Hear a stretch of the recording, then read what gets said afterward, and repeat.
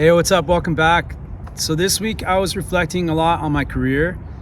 It's been 20 years since I first started working in special education. For those of you that don't know me, my name is David Carpio and I'm a special education teacher in Long Beach, California. When I first started working in special ed, I had no idea that I'd be doing it this long. I kind of went into it thinking like, I'll give it a shot, I'll see if I even like this. I had worked so many jobs before, doing like part-time gigs and stuff throughout college. And I just got to a point where I was trying to find something that had like job security, that felt like I was contributing to the community, felt like I was making a difference in helping individuals. And I wasn't necessarily looking to be in special education. I was just thinking like, it'd always be kind of cool to be an educator of some sort, whether it's being a counselor or just helping out young kids. Like that was my idea. I didn't necessarily have a hard time in high school or in like elementary and junior high, but I wasn't the best kid either. I had problems paying attention and staying focused and get in and out of trouble and all that stuff. But I was just kind of tired of like working in the public sector and working with people that were unkind and just being rude for no reason. And I just felt like I was getting tired of that, and I wanted to do something where I felt like I was contributing to something and being a part of something. And so that was like the baseline. And I never thought that I would be doing this for as long as I've been doing it. And so thinking back and reflecting from when I first started, you come so far. Like if I would have thought where I'm at now back then, I would have been overwhelmed. I'd have been like, I'm never gonna make it, I'm not gonna be able to get through these challenges and all the changes that come through, like from the state level to federal and government and educational changes and the practices and interventions and research and all that stuff. And it's wild to think back and like, oh my gosh, I started from the bottom as like an instructional aide, and then I became a behavioral specialist, and that's where I kind of saw like, man, I kind of like working with students like that have struggles with their behaviors, or they have emotional issues with restraining their emotions, or like a learning disability, or like those physical disability that's kind of interrupting their ability to access education. And I didn't know that I'd be good at it or that I would enjoy it. And here I am 20 years later. It's wild. When I first started out, I was just kind of scratching the surface, and just throughout time you just continue to develop tools, add them to the bag. You go through experiences and hardships, and then you realize that with each hardship, each setback, you just keep pushing through and you get stronger. And there was a ton of times where I would like think to myself like, do I really want to do this? I don't know if I can keep doing this. And there was a handful of moments where I remember just being done, where I was like, I'm done.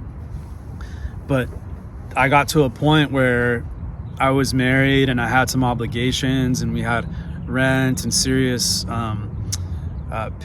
bills and obligations, and it wasn't like I could just quit.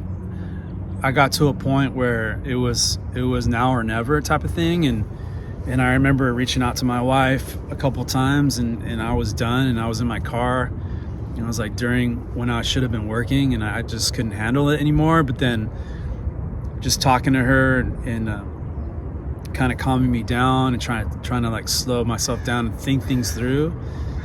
But I was able to get through those moments and those challenges. And getting past those challenges made me more resilient and made me have that like thicker skin and build my confidence. And then over the years, you develop partnerships and friendships and colleagues and mentors, and you sort things out, and you learn and grow and you mature. I just remember thinking back, having those times where you're like, what do I do? What do I do in this situation? And in education, a lot of times you're kind of, the theory and these like research-based things, but sometimes those things don't work. And sometimes you gotta modify and adjust and adapt. And what works one day might not work the next, and what works for someone might not work for someone else. And it's very individual based, and you just gotta be creative. And the thing that I've learned over the years is my ability to develop relationships with families, with the students, trying to get to understand why behaviors are occurring, what kids are trying to do, or trying to understand the association with the timing of things, what causes a behavior or what causes something to occur, and then I try to troubleshoot that, and how can I help the kid get past it or work with the abilities they have, and how do I tap into that to grow and expand and kind of help them mature and develop what they need to develop. And a lot of times the coolest thing in my reflecting is that you realize that I'm not doing a lot of the teaching. A lot of the times I'm learning. And yes, I teach. I'm a teacher and I teach my kids, and I love to believe that I'm trying to impart some sort of wisdom to them, but I would be lying to you if I said that most of the time I'm not doing that. Most of the time I'm learning from my students. And it could be that I'm learning patience, or that I'm learning understanding, or that I'm learning compassion, or that I'm learning how to love and how to communicate. But that's honestly what I'm doing and what I've been doing, because my students are just beautiful individuals that they come to school every day with an amazing attitude. They want to be there. They enjoy my presence. They enjoy my coworkers' presence. They're grateful for everything we do. And they might not be grateful in the sense like where they're saying thank you and all that stuff, but they're just grateful with their overall attitude. And I think when I think deep down, that's what's gotten me through the ability to be where I'm at today. It's not through my efforts alone. It's been a network of my wife's support, my friend and family support, the financial incentive to continue to do things. But the majority of it is my students' love and just like desire to want to be here every single day, show up.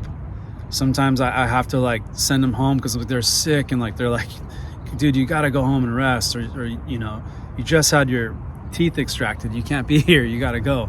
So it's like just their level of love and the attitude that they bring is what makes me want to do it day in, day out.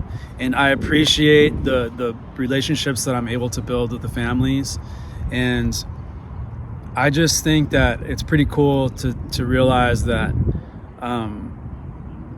you don't just like get to where you're at. It's a process.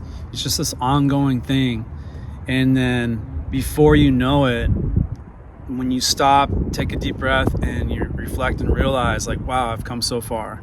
And so that's my main purpose today, is just to kind of talk about that. I can go more in depth and talk about the ins and outs, and maybe I'll do that in another video. But my main thing is reflecting on just kind of finding the joy of